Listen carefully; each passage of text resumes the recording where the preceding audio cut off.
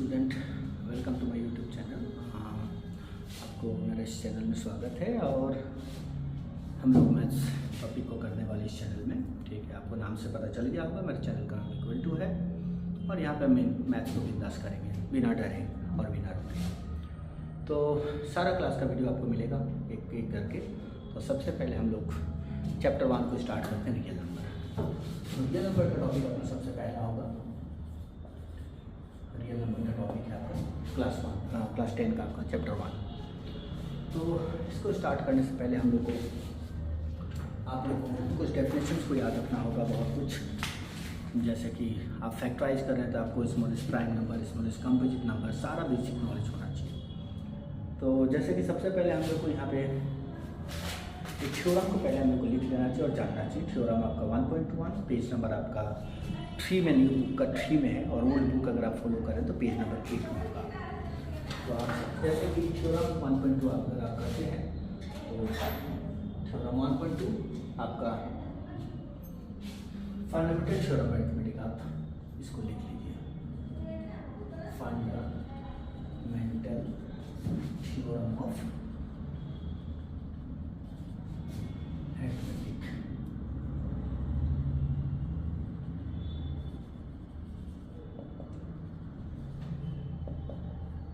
इसका आप थ्योरम लिख लीजिए। तो आपका पेज में दिया होगा, जैसे थ्योरम 1.2 बोलता है, every composite number can be express as a product of its prime and this factorisation is unique apart from the order in which they occur.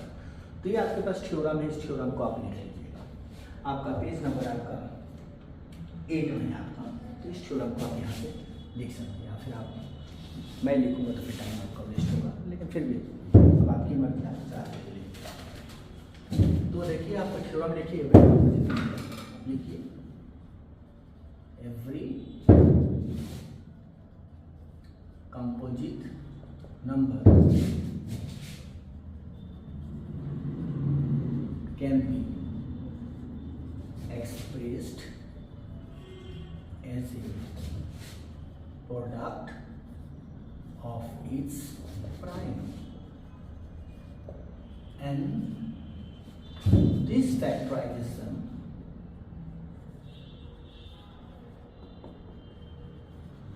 is unique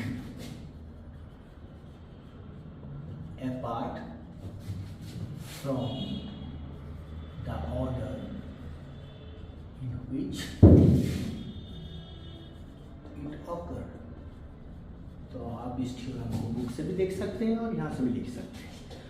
फिर तो हर एक कंप्लीट नंबर को हम एक्सप्रेस प्रोडक्ट फॉर्म में कर सकते हैं। यहाँ पे क्वेश्चन इससे रिलेटेड होता है, तो यहाँ पे हम एक चीज़ और लिख सकते हैं कि कौन सा मैथमेटिशियन इससे एसोसिएट करता है, मतलब किस मैथमेटिशियन ने इसको बनाने के लिए मेहनत किया था, जो भी किया था, आप समझ सकते हैं।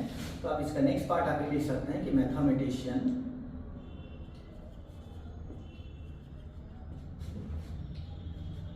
एसोसिएटेड विथ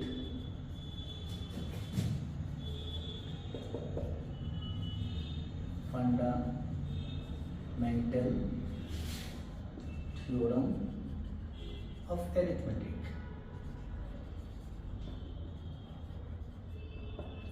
तो इसका आंसर होगा आपका कर्ल फ्रेडरिक गॉस। आपका बुक में दिया है कर्ल फ्रेडरिक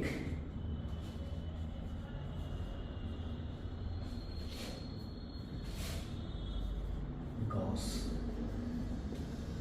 ये नाम भी आपको जानना पड़ता है, कभी कभी हमसे क्वेश्चन को दिया जा सकता है। उसके बाद आपको सारा टॉपिक का शॉर्ट फॉर्म, आपको सबका जो पहले बचपन में आपने सीखा होगा क्लास 2, 3, 4 में, स्मॉलेस्ट प्राइम नंबर क्या है, स्मॉलेस्ट कंपोजिट नंबर क्या है, सबका नॉलेज हम लोग को होना चाहिए।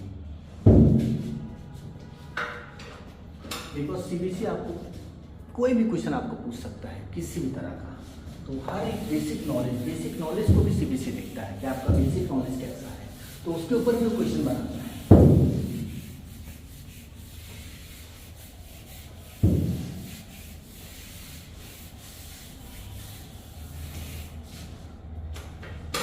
जैसे कि अभी हम लोग तो स्मॉलेस्ट सारा डेफिनेशन आप ऐसे जानते होंगे, फिर भी आप एक एक करके सारा लिख लीजिए। स्मॉलेस्ट प्राइम नंबर आप लिख सकते हैं आपका 2 हो जाएगा। इक्वल देके दे रहा हूँ, इससे कोई प्रॉब्लम नहीं है। स्मॉलेस्ट इवन प्राइम नंबर ये भी आपको पता होगा, जो कि आपका 2 है। स्मॉलेस्ट कंपोजिट नंबर आपका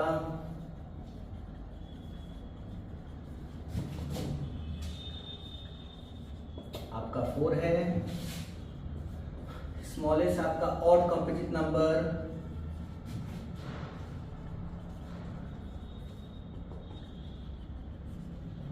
आपका 9 है। प्राइम नंबर का डेफिनेशन आपको पता होगा, वो नंबर होता है जिसका सिर्फ 2 ही फैक्टर होता है, वो number 1 and the number itself. Composite number वो होता है जिसका 2 से ज़्यादा फैक्टर होता है। तो कंपोजिट नंबर वो है जिसका 2 से ज़्यादा फैक्टर होता है। तो जैसे कि ये इवन है पर फिर भी कंपोजिट है क्योंकि इसका 2 से ज़्यादा फैक्टर है। ऑड है फिर भी ये कंपोजिट है, लेकिन क्योंकि इसलिए इसे स्मॉलेस्ट ऑड कंपोजिट कहा गया है। क्योंकि 4 के बाद ना तो आपका 5 तो प्राइम होता है, 6 कंपोजिट है पर इवन है, 7 प्राइम है, 8 आपका इवन है कंपोजिट है। तो पहला सबसे छोटा ऑड कंपोजिट में आपका 9 आता है। नंबर 5 नंबर में आप लिख सकते हैं 1 इज, ये भी लिख सकते हैं 1 is nether prime nor composite.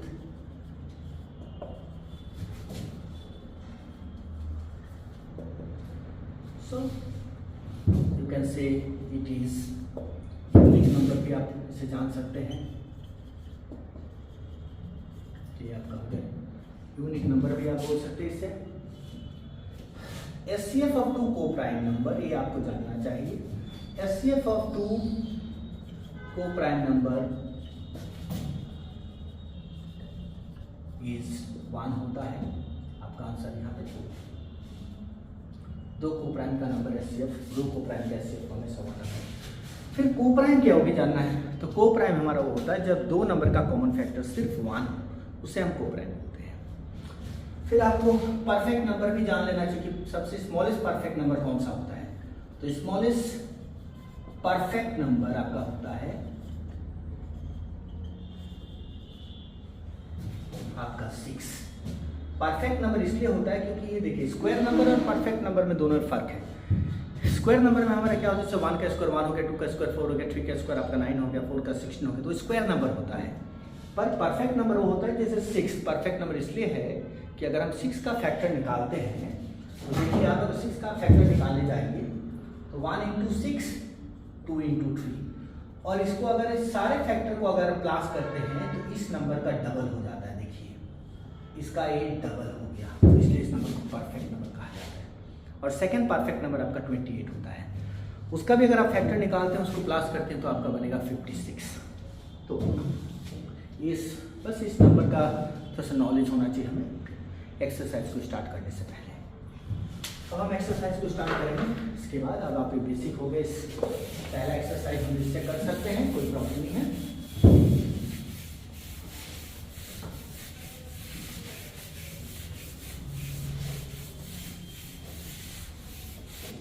तो अभी हम एक्सरसाइज का क्वेश्चन करेंगे एक एक करके। एक्सरसाइज हम 1.1 का ही करते हैं। एक्सरसाइज 1.1 आपका बुक चेंज हो गया, CBSE ने आपका बुक चेंज किया है, तो हम नए बुक को पहले फॉलो करेंगे और फिर बाद में धीरे धीरे हम पुराने बुक का भी करना पड़ेगा। कुछ टॉपिक्स है जिसे हमें करना चाहिए अपने नॉलेज के लिए, मे भी CBSE कभी कभी पूछ भी देता है।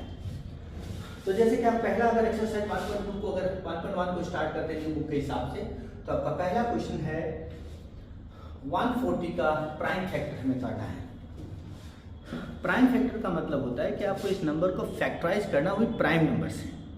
तो आपको पहले तो प्राइम नंबर का पूरा आइडिया होना चाहिए आपको कि कौन सा मेरा प्राइम नंबर है, और जितना हो कोशिश कीजिए 1 से 100 तक आपको प्राइम नंबर याद होना चाहिए।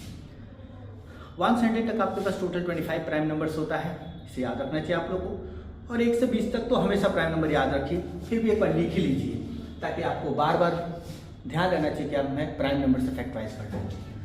तो प्राइम नंबर आपको याद होना चाहिए 2, 3, 5, 7, 11, 13, 17, 19, एटलीस्ट इतना तो याद रखिए बेसिक के लिए। वैसे और भी ज़्यादा चाहिए पर इससे कम से कम आपको याद होना चाहिए।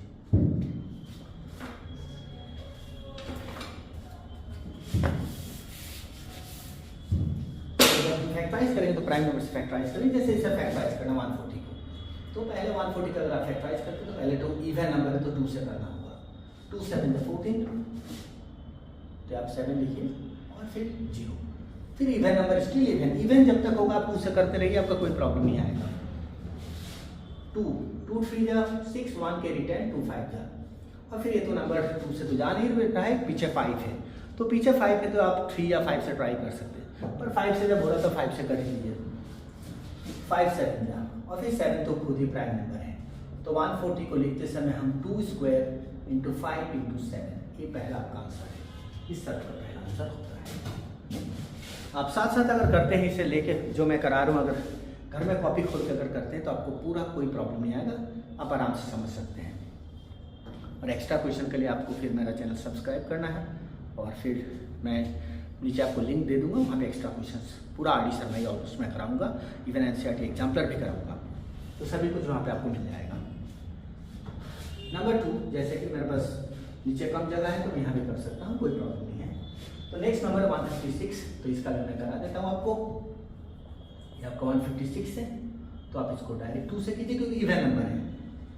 2 7 जा 14, 1 कैरी 16, 2 8 जा, फिर अभी भी इवन है तो आप 2 से कर सकते हैं। 2 3 जा 6, 1 कैरी तो 18, 2 9 जा, बट ये नंबर ऑड, इवन खत्म हो गया, अब ऑड नंबर में आ गए। बट 3 का रूल आपको पता होना चाहिए, 3 + 9 12 होता है, तो ये नंबर 3 से तो हो ही रहा है। 3 1 जा 3 3 जा, तो ये 13 खुद प्राइम नंबर है, तो आ गया आपका। तो 156 को आप लिख सकते हैं 2 स्क्वायर इंटू 3 इंटू 13, ये आपका हो गया 156 का फैक्टराइजेशन।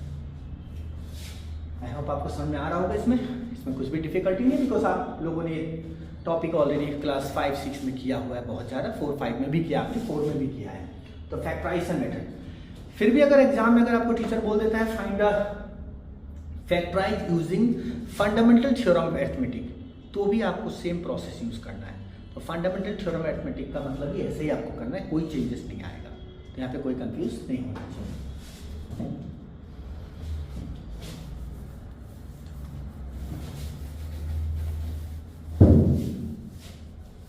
नेक्स्ट इसका नंबर 3 कीजिए,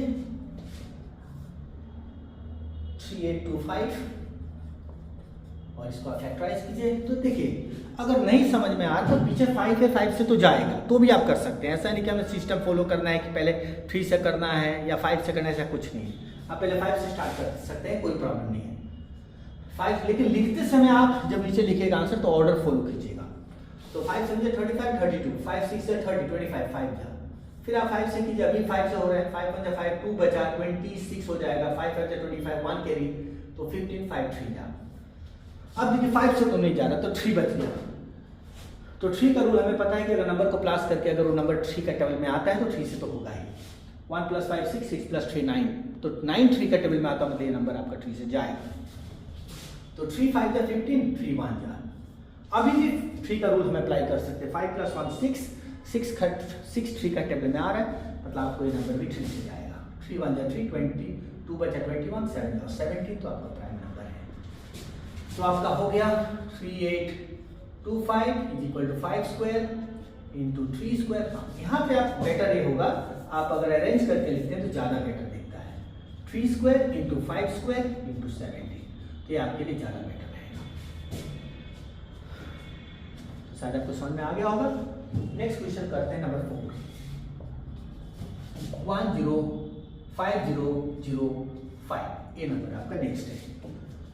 तो 5005 को अगर आप फैक्टराइज करते हैं तो इसको आपको ज़्यादा अगर आसान 5 दिख रहा है तो 5 से कर दीजिए, वैसे और भी रूल्स है।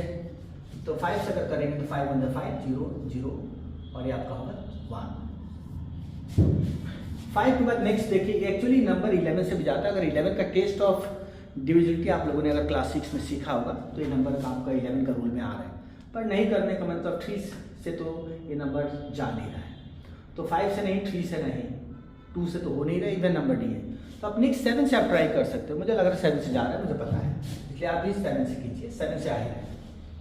7 1 जा 7 30, 7 4 जा 20 21, 7 3 जा, बस 7 से हो गया। तो अब हमारे 7 से नहीं जा रहे हैं, तो नेक्स्ट प्राइम नंबर हम 11, और 11 से तो जा ही रहा है। 11 1 जब 11 3 आया तो 33, 11 3 जा, और 30 तो आपका खुद ही प्राइम नंबर है। तो आप इसे लिख सकते हैं 5005 = 5 × 7 × 11 × 30। आपका इसका भी हो गया। आप इसे नोट कर लीजिए और फिर आपका नेक्स्ट टॉपिक और एक है आपका इसमें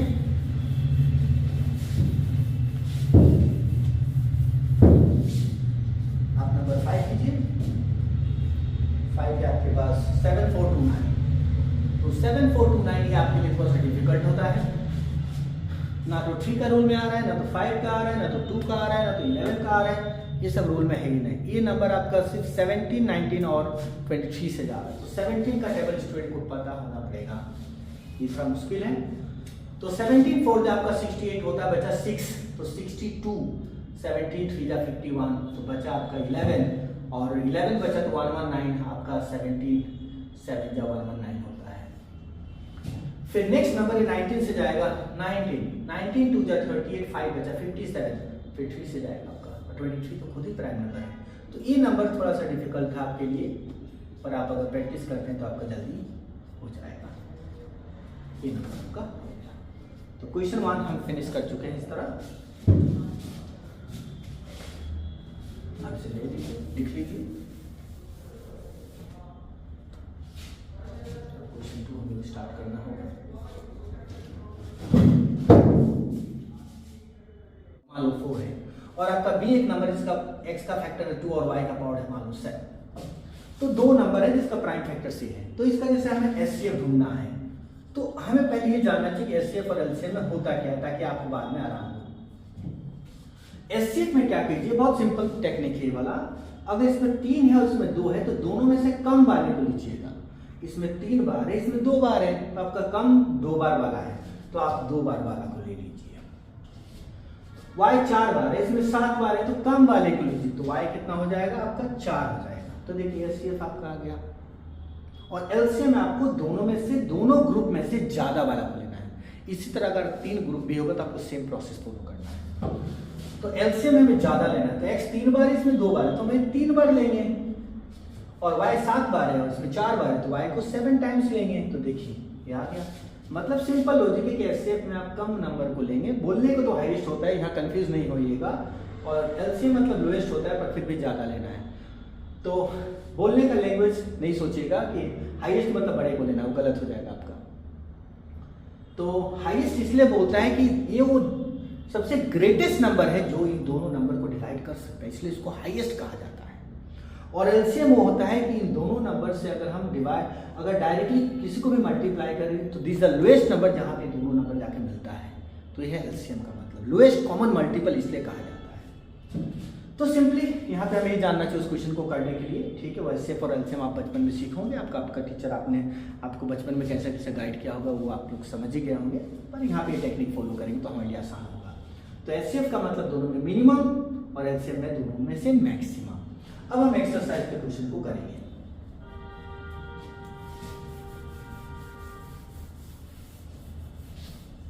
तो जैसे कि पहला क्वेश्चन हमारे पास है जिसका 26 है और 91 है, तो दोनों का हमें एचसीएफ और एलसीएम निकालना है। तो पहले दोनों नंबर को आप इंडिविजुअली फैक्टराइज कर लीजिए और 91 बहुत स्ट्रेट प्राइम नंबर कभी कभी सोच लेते हैं, पर ऐसा नहीं है। 91 7 का टेबल में आता है, 7 13 का, तो यहाँ कंफ्यूज ना हो। और जिनको पता है तो बहुत अच्छा बात है, लेकिन जिनको नहीं पता वो देखिए। तो पहले आप 26 को लिखिए उसका फैक्टर को, और नेक्स्ट आप 91 का फैक्टर को लिखिए। और जैसे मैंने बोला एचसीएफ और एलसीएम दोनों हमको ढूंढना पड़ेगा। एचसीएफ और एलसीएम। एचसीएफ अब देखिए इसमें 2 1 टाइम है, इसमें अगर आप समझना चाहें तो 2 इसमें एक बार है, पर दूसरे वाले में 2 आपका नहीं है, 0 टाइम है। तो मैंने बोला था कि एचसीएफ में आपको दोनों में से मिनिमम को लेना है, मिनिमम। तो 2 0 टाइम, इसलिए इसको लेंगे ही नहीं। 1 मैक्सिमम हो गया, 0 में मिनिमम हो गया, तो 2 0 लिख के तो कोई मतलब नहीं। ऐसे भी आपको पता है 2 का पावर 0 1 होता है, तो 2 को लिखना नहीं है। 13 इसमें आपके पास देखिए कि एक बार है, 1 बार है और इसमें 1 बार है, तो दोनों में से मिनिमम आपका एक ही हो रहा है, तो उस एक को तो आपको लिखना ही पड़ेगा। 17 इसमें 7 आपके पास एक बार है, इसमें नीचे वाला में, और ऊपर वाला में है ही नहीं, तो दोनों में से मिनिमम तो आपका 7 का पावर 0 है, मतलब वो लेना नहीं है आपको, तो 7 में नहीं आया। एलसीएम में दोनों में से ज़्यादा टाइम लेना है। इसमें 2 आपके पास एक बार है, इसमें 2 0 टाइम्स है, तो आपको एक बार लेना होगा। 13 इसमें 1 टाइम है, इसमें 2 1 टाइम है, तो 1 टाइम ही आपका मैक्सिमम हो रहा है, तो 13 भी आपको एक बार लेना है। 7 इसमें 1 टाइम है, इसमें 0 टाइम है, तो आपको एक बार को लेना ही पड़ेगा, और इसको मल्टीप्लाई करके आपका 182 आता है। अब बस दोनों को वेरीफाई करेंगे। तो इसके बाद अब यहाँ करने के बाद आपको वेरिफिकेशन करना पड़ता है। आपको क्वेश्चन में वेरीफाई भी करने बोला आपको, तो पहले यहाँ तक कर लीजिए और फिर हम वेरीफाई करेंगे। एचसीएफ आपका 13 है, एलसीएम आपके पास 182 है। तो अब जब हम वेरीफाई करेंगे इसको,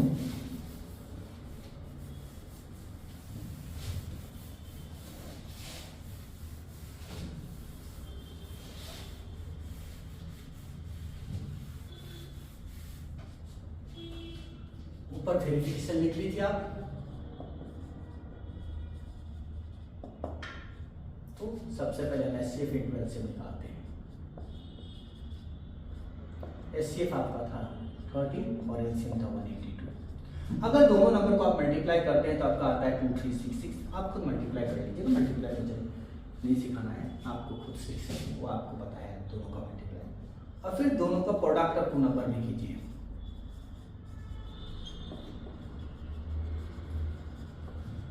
अगर आपका मल्टीप्लाई सही है तो 2 नंबर का मल्टीप्लाई 26 इंटू 91 को जब मल्टीप्लाई कीजिएगा आपका, तो भी आपका 2366 ही आएगा। तो आप देख रहे हैं कि एचसीएफ और एलसीएम का जो प्रोडक्ट होगा वो दोनों नंबर का प्रोडक्ट करें तो भी सेम ही रिजल्ट आता है। तो यहाँ लिखेंगे कि since HCF into LCM equal to product of 2 number,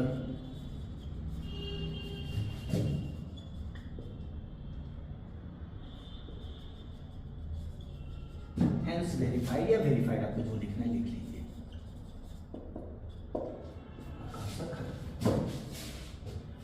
आपका पहला क्वेश्चन था 2 का, क्वेश्चन 2 का, ये पूरा आपका वेरिफिकेशन इस तरह होता है। नेक्स्ट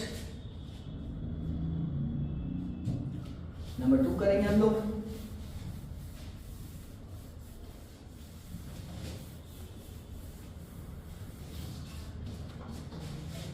नंबर 2 जैसे हम कर रहे हैं 510 और दूसरा नंबर है आपके पास 92। तो दोनों को फैक्टराइज कीजिए, आपको जैसा अच्छा लगे। तो क्या 5 से कीजिए, क्योंकि 5 से करने में आपको एक चीज़ और मैं सिखा पाऊंगा, वही बेटर। वैसे जो 2 से हो रहा है पर फिर भी 5 से करेंगे। तो 5 से जब हम करेंगे तो 5 से करें, तो 5 1 जा 5। आप जब फैक्टराइज करते हैं तो एक बात याद होना चाहिए, 2 नंबर जब भी एक साथ आए तो हमें एक 0 बैठाना पड़ता है, एंड देन 5 2 जा 10 होता है। फिर तो आपका इवन नंबर बन गया, तो 2 से कर ही लीजिए। 5 1 और 5 + 1 6, तो आपका 3 से आ रहा है, 1 जा 7 जा और 17 कोई प्राइम नंबर है। ये तो इवन नंबर है आपका, तो 2 4 8 1 के 12 2 6 जा, फिर 2 से कीजिए आपका 23 हो गया, और फिर 23 तो आपका प्राइम नंबर है। तो फिर हमें उस चीज़ को लिख लेना चाहिए। 5 अरेंज करके लिखिए, बेटर रहेगा आपके लिए। 2 × 3 × 5 × 17 और 92 को भी आप लिखिए 2² × 23। अगर पिछला वाला सामने थोड़ा सा कंफ्यूजन आता है तो क्लियर हो जाएगा। एचसीएफ आपको करना है। एचसीएफ मैंने बोला मिनिमम 2, इसमें आपके पास 1 टाइम है और इसमें 2 टाइम्स है, नहीं है मतलब पावर में 1 है, तो मिनिमम है 1 टाइम, तो इसलिए 2 को एक बार लिखना है। 3 इसमें 1 टाइम है पर इसमें 0 टाइम है, तो 3 नहीं आएगा। 5 इसमें 1 टाइम है, इसमें 0 टाइम है, नहीं आएगा। 17 1 टाइम है, इसमें 0 टाइम है, 17 नहीं आएगा। 23 इसमें 1 टाइम है, इसमें 0 टाइम है, तो भी नहीं आएगा। तो इसका मतलब आपका एचसीएफ सिर्फ 2 हो गया और कुछ नहीं। और एलसीएम का जहां तक बात करें, दोनों में से मैक्सिमम लेना है। 2 इसमें 1 टाइम है, इसमें 2 टाइम है, तो आप 2 टाइम को फॉलो करें। 3 1 टाइम है, इसमें 0 टाइम, तो 1 टाइम तो आपको लिखना पड़ेगा, बिकॉज कोई भी नंबर छूटेगा नहीं आपका एलसीएम में, आएगा ही। 5 ऊपर वाले में 1 बार है, नीचे 0 बार है, तो 1 बार तो आएगा ही। 17 1 बार आएगा ही, और 23 भी आपका 1 बार आएगा। अब इस नंबर को मल्टीप्लाई करना है। 2 ² 4 4 12 60 60 × 17 कीजिए आप, और इसको मल्टीप्लाई कीजिए 16 × 17,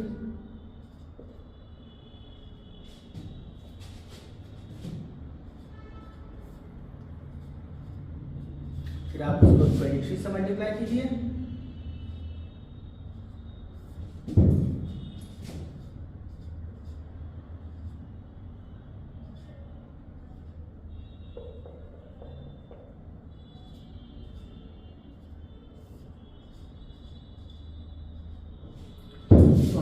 मल्टीप्लाई आता है 23460। अब यहाँ तक आपका आने के बाद प्लस वेरीफाई करना होगा। आपका एससीएफ मिल चुका है, एलसीएम मिल चुका है, इसको वेरीफाई करना है।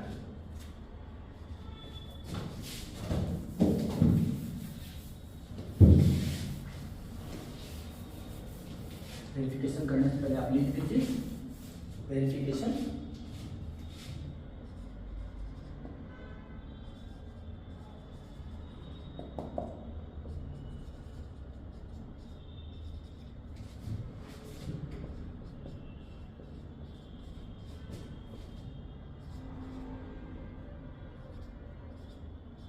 फोर 6920 प्रोडक्ट अपना नंबर पे आप दीजिए।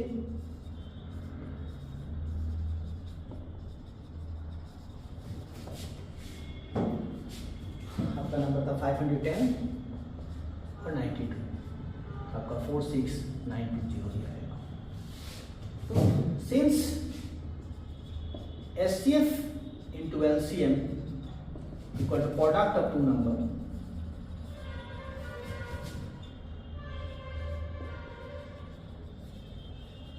hence verified.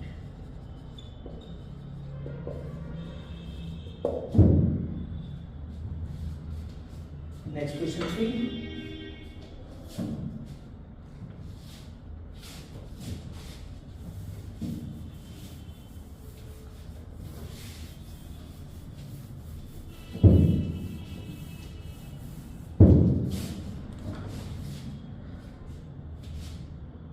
आपको 3 होमवर्क दे रहा हूं मैं, 3 आपको ट्राई कीजिए, 3, 3, 6 और 54। फिर क्वेश्चन नंबर 3 में आते हैं हम लोग। क्वेश्चन 3 का नंबर 1 है 12। इसमें वेरीफाई नहीं करना है, तो एक साल में आपको होमवर्क में दिया 2 का नंबर 3 आपको ट्राई कर सकते हैं। 12, 15 और आपका 21, तीनों नंबर कहाँ पे, बस एचसीएफ और एलसीएम निकालना है, यहाँ पे कोई वेरिफिकेशन नहीं चाहिए, वेरीफाई नहीं करना है। तो 12 को आप फैक्टराइज कर लीजिए, 2 6 जा 2 3 जा, आपको तो पता ही होगा। 15 को फैक्टराइज कर लीजिए, 3 5 जा, ये 5 से हो गया। और फिर 21 को भी फैक्टराइज कर लीजिए, 3 7 जा। तीनों नंबर को लिख लीजिए, 12 का 2 स्क्वायर इंटू 3, 15 को लिख लीजिए आप 3 इंटू 5 और आपका 21 को लिख लीजिए 3 इंटू 7। अब हमें एचसीएफ चाहिए, तो एचसीएफ में आपको पता है कि तीनों में से मिनिमम 2 इसमें आपके पास 2 बार है, पर बाकी दोनों ग्रुप में है ही नहीं, तो मतलब वो आएगा नहीं, मतलब होना पड़ेगा तीनों में, तभी आप 2 ले सकते हो। मिनिमम होगी, तीनों ग्रुप का मिनिमम। 3 इसमें 1 बार है, यहाँ भी 1 बार है, यहाँ भी 1 बार है, तो 1 बार तो है एटलीस्ट मिनिमम। 5 इसमें 1 बार है, पर इसमें 0 बार है, 0 बार तो आएगा नहीं। 7 इसमें 1 टाइम है, इसमें 0 टाइम है, 0 टाइम तो आएगा नहीं। पर एलसीएम में सब आएगा, पर मैक्सिमम रूल में आएगा, मैक्सिमम फॉर्म में आएगा। 2 2 बार है तो 2 बार तो आना ही पड़ेगा, यही ज्यादा है। 3 1 बार 1 बार 1 बार, तो 1 बार ही मैक्सिमम है, तो 1 बार ही लेंगे हम। 5 1 बार ही मैक्सिमम देख रहा है सेकंड ग्रुप में, तो ही मैक्सिमम रहेगा। और 7 आपको यही रहना होगा। तो 2 स्क्वायर 4 4 12 12 5 60 60 इंटू 70 इज 420। तो आपका बस खत्म सर, और कुछ नहीं करना। तो ये आपका 3 का पहला आंसर आपका हो गया है। 3 का क्वेश्चन 1। 3 का दूसरा मैं करूंगा और थर्ड आपको दे दूंगा। तो थर्ड वाले में भी आपको कुछ सीखने मिलेगा।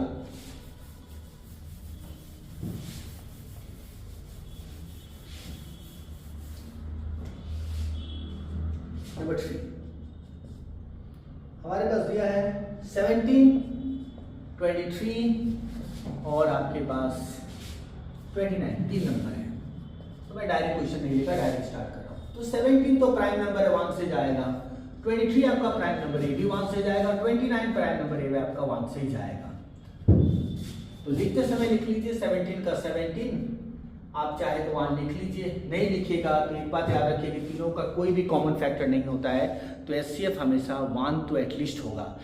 कुछ भी कॉमन नहीं, मतलब 0 नहीं हो सकता कॉमन फैक्टर 1, इसलिए मैंने 1 लिख ही दिया। अगर नहीं भी लिखूं तो भी आपको 1 समझना है।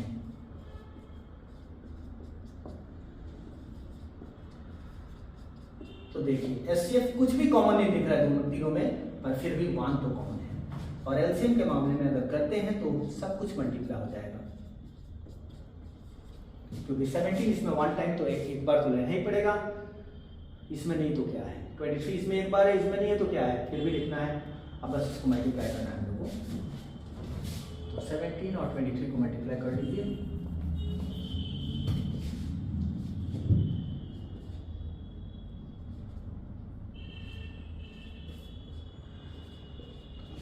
मल्टीप्लाई कीजिए 29, 1 9 9 81, 8 कैरी 27, 8 25, 1 2 2 9 2 18, 1 कैरी 7, 9 3 3 1 1 3 2 9।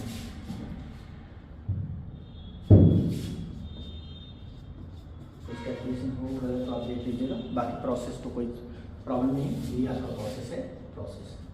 तो आपका ये हो गया, बस क्वेश्चन 3 को आप लोग इसमें से मूव कर लीजिएगा, ये भी आपका हो गया।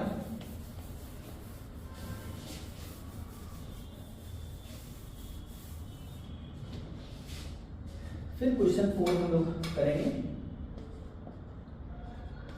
क्वेश्चन 4 में आपके पास दिया है कि given that HCF of 306 and 657 is 9, मतलब आपके पास एचसीएफ दे के रखा है और हमें एलसीएम को ढूंढना है, और आपके पास दो नंबर दिया है 306 एंड 657। तो आपको एक रिलेशन याद होना चाहिए हमेशा कि एचसीएफ इंटू एलसीएम, अभी आप लोगों ने थोड़ी देर पहले क्वेश्चन 2 में प्रूव किया था। तो HCF into LCM equal to product of two number, ये रिलेशन आपको जानना होगा। फिर आपका आंसर आ जाएगा। एचसीएफ का जगह 9 बैठाइए, एलसीएम का जगह एलसीएम रहने दीजिए। प्रोडक्ट ऑफ दो नंबर आपके पास क्वेश्चन में 306 इंटू 657। तो अगर आप एलसीएम को रखते हैं यहाँ पे तो 306 657 डिवाइड बाय 9। अब देखिए जो कि एचसीएफ है, आपका ये नंबर भी कट सकते हैं, ये नंबर भी कट सकते हैं, बिकॉज ये दो नंबर का एचसीएफ है, मतलब दोनों का ही कॉमन फैक्टर कहीं ना कहीं है। तो 9 से भी काटो तो भी होगा, ये भी काटो तो भी होगा, तो आप जो भी काटो तो 9 1 जा कोई भी कट जाएगा, 9 3 जा आपका होगा 27 और 3 बचा आपका 36 9 4 जा। तो बस 34 इंटू 657 को आप मल्टीप्लाई कर दीजिए, आपका आंसर आ जाएगा। तो 657 इंटू 34 आप मल्टीप्लाई कीजिए, 7 4 28, 2 carry 22, 2 carry 26, 7 21, 2 carry 15 to 17 7, 1 carry अगर आता है 18 19, 8 3 3 2 2 2 2 3 3 8, ये आपका आंसर। आप कैलकुलेशन कर सकते हैं इस तरह। क्वेश्चन 4 आपका हो गया। क्वेश्चन 5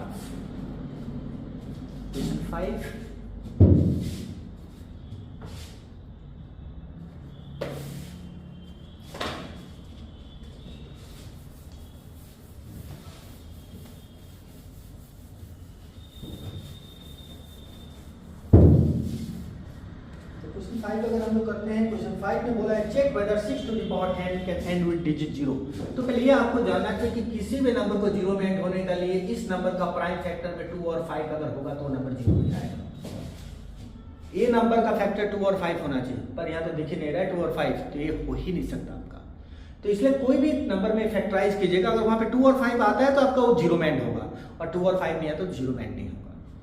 तो पहले तो आप एक स्टेटमेंट लिख लीजिए, यहाँ पे आप लिख सकते हैं ऊपर में 6 to the power n, और यहाँ लिखिए ए नंबर, थोड़ा सा मेरा हैंडराइटिंग खराब है, आप लोग पहचानने का कोशिश कीजिएगा, इसलिए मैं बोल रहा हूँ। A number two and with digit 0 must contain the prime factor 2 and 5 both। आपके पास दोनों फैक्टर होना पड़ेगा, किसी नंबर को 0 में एंड होना है तो must contain the prime factor 2 and 5 both, दोनों होना चाहिए। पर अगर हम 6 को फैक्टराइज करते हैं, जैसे कि 2 into 3, तो देखते हैं कि 2 का पावर n है और 3 का पावर n है, तो 2 और 3 दिख रहा है, आपके पास 5 नहीं दिख रहा है, तो मतलब ये नंबर होगा ही नहीं। पर हमें थ्योरम को भी यूज कर लिखना होगा, तो बाय द उस थ्योरम को लिखिए जो आप लोगों ने सबसे पहले थ्योरम को पढ़ा था, जो मैंने लिखवाया था। By the uniqueness of fundamental theorem arithmetic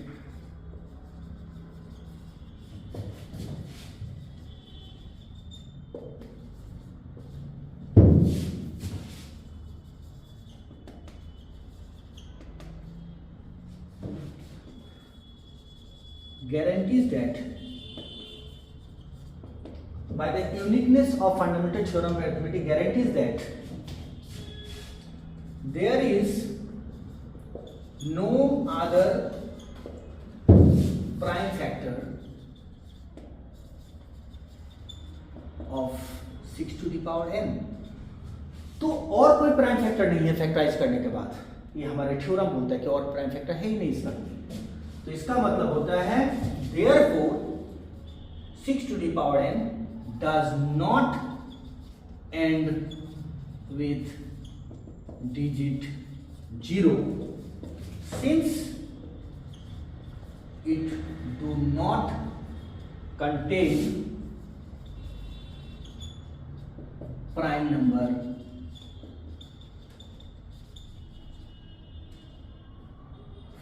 क्योंकि आपके पास 2 है पर 5 नहीं है, तो बस आप 5 के बारे में बताएंगे और 2 और 5 दोनों दिख गया तो बोल दीजिएगा यस इट विल एंड।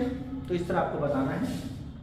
तो ये क्वेश्चन भी आपका हो गया। इस सिस्टम बस आपको नंबर एडिट करना है। 6 की जगह 4 आ गया तो बस आपको 2 × 2 रहेगा जैसे एग्जाम्पल में दिया गया है, तो 2 to the power n 2 to the power n। इस तरह क्वेश्चन आपको बस फॉर्मेट रखिए, एडिट करते रहिए, नंबर आपका बाकी नंबर मिल जाएगा, कोई प्रॉब्लम नहीं। इस तरह का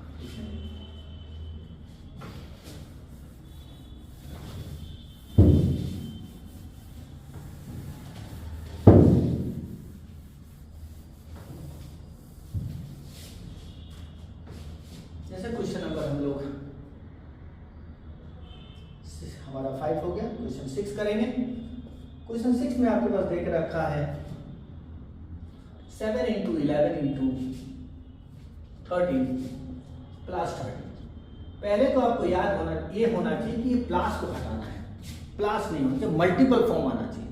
कंपोजिट का मतलब है कि आपका 2 से ज्यादा फैक्टर होना चाहिए। तो कंपोजिट मतलब इसको प्लस हटाएंगे तब ना मल्टीपल फॉर्म बनेगा। तो उसको हटाने के लिए आपको क्या करना है कि दोनों में से आपको कुछ कॉमन, 2 ग्रुप है आपके पास, ये मल्टीप्लाई का मतलब आप एक ही ग्रुप समझिए। दोनों ग्रुप में आपको कुछ कॉमन दिख रहा है 13, दोनों में देखिए 13 कॉमन है। तो पहला में बचा 7 × 11, यहाँ तो 1 लिख के कोई फायदा नहीं है, प्लस या तो आप चाहें तो लिख लें, कंफ्यूज ना हो तो 1, और यहाँ भी कुछ नहीं तो 1।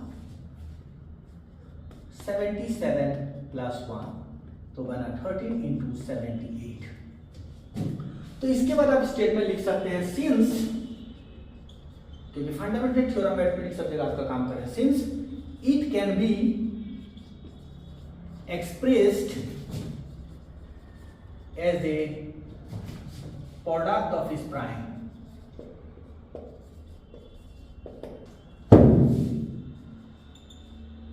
therefore it is composite।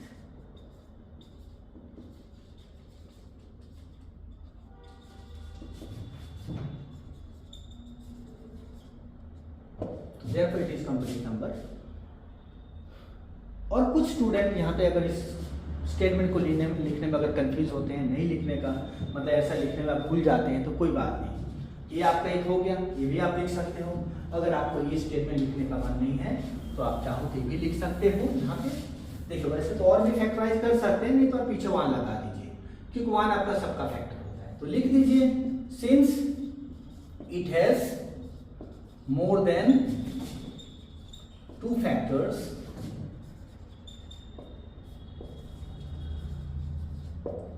therefore it is composite। ये भी आपका राइट ही होता है। तो कंपोजिट का डेफिनेशन नहीं तो फिर हम बचपन में सीखे थे वो क्या सीखे थे वो भी गलत हो जाएगा। तो ये भी राइट है आपका, ये भी आप लिख सकते हैं जिसको कंफ्यूजन लग रहा है। सेकेंड वाला उसमें से जो और एक पार्ट है उसका,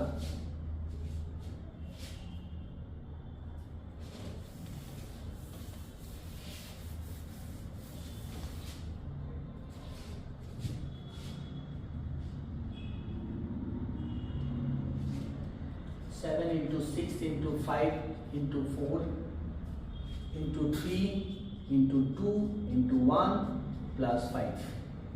तो यहाँ भी हमें कंपोजिट देखना है। तो दो ग्रुप आपको देख रहा है, उसका सेकंड पार्ट है आपका क्वेश्चन नंबर 6 का सेकंड पार्ट है। तो दोनों में आपको 5 कॉमन है, 5 को कॉमन ले लीजिए, तो 7 बचा, 6 बचा, 5 की जगह 1 लगा दीजिए, into 4 into 3 into 2 into 1 plus कुछ नहीं तो यहाँ पे 1।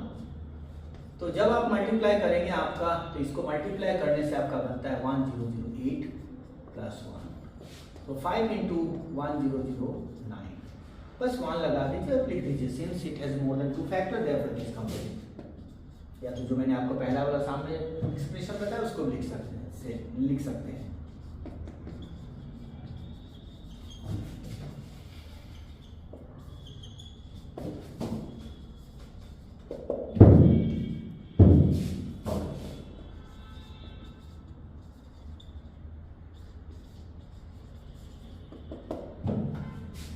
आपका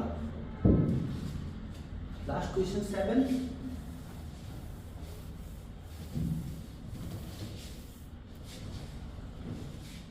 suppose they both start at the same point and at the same time and go in the same direction, after how many they will meet again at the starting point। तो देखिए कुछ कुछ वर्ड है जो कि हम लोग को जानना चाहिए जिसमें एलसीएम निकालना पड़ता है, और कुछ कुछ वर्ड है जिसमें हमें एचसीएफ निकालना पड़ता है। वैसे हर जगह ये काम नहीं आता है, बहुत जगह अलग अलग लॉजिक भी देखना पड़ता है, पर फिर भी आपको मोस्टली आपका बहुत काम आ जाएगा। जैसे कि आप least, smallest, shortest, minimum, meet again, together again, simultaneously, इस तरह का वर्ड अगर आप देखते हैं तो वहाँ पे एलसीएम निकालिए। Highest, greatest, maximum, largest, longest, ये सब क्वेश्चन जब हम देखते हैं तो एचसीएफ निकालते हैं नॉर्मली। तो जैसे कि इस क्वेश्चन में दिया मीट अगेन, लास्ट में आप देखिए इस क्वेश्चन को पढ़िए, 7 का लास्ट लाइन में दिया they meet again at the starting point. जो जैसे कि सोनिया को 12 मिनट में एक बार में कवर करती है, और दूसरा जो भी इंसान है आपका, यहाँ पे एक इंसान है आपका सोनिया और दूसरा है आपके पास रवि, और रवि को तो रवि को 12 मिनट लगता है, सोनिया को 18 मिनट लगता है आपका, और रवि को 12 मिनट लगता है उसी फील्ड को घूमने में। तो अगर ये लोग 18 और 12 मिनट, तो अगर दोनों इस रफ्तार से चलते रहें तो कौन सा ऐसा पॉइंट है जहां पे जाके ये दोनों फिर एक साथ मिलेंगे उस फील्ड को, अगर कंटिन्यू चलते रहे तो। इस तरह का और भी बहुत क्वेश्चन आपको मिलेगा, जैसे आरडी शर्मा में बहुत क्वेश्चन दिया, वो भी आप आरडी शर्मा रेफरेंस के हिसाब से आप उसको यूज़ कर सकते हैं, वहाँ पे बहुत क्वेश्चन इस तरह का है। तो ये 18 मिनट में फील्ड को कवर करता है और ये 12 मिनट में, लेकिन अगर इस तरह चलते रहे तो कब जाके कौन सा ऐसा पॉइंट पे दोनों जाके मिलेंगे सेम पॉइंट पे, तो इसलिए मीट अगेन बोला है, तो यहाँ पे हम एलसीएम निकालेंगे। तो बस इतना अपना लिखे, तो छोटा सा स्टेटमेंट लिखे तो भी हो जाता है, इतना बड़ा स्टेटमेंट नहीं चाहिए हम लोग को, इतना स्टेटमेंट नहीं मांगता है, बस टू द पॉइंट हमें जो चाहिए। तो लास्ट का लिख दीजिए they meet again at the starting point is the LCM of 18 minute and 12 minute. तो दोनों का LCM निकालिए, और आपको पता है कि LCM कैसे निकालते हैं ऑलरेडी, क्योंकि आप ये सब सीख चुके हैं।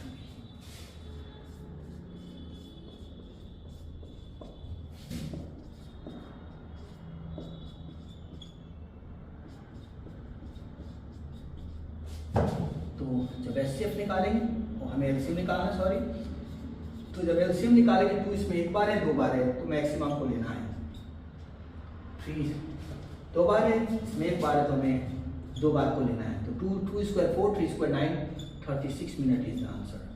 तो लास्ट में आप कंक्लूजन लिख सकते हैं, लिखना चाहें तो आप, तो ये आपका आंसर आ गया। सो पहला एक्सरसाइज हम लोग का हो गया। नेक्स्ट वीडियो में आपको सेकेंड एक्सरसाइज भी इस तरह मिल जाएगा।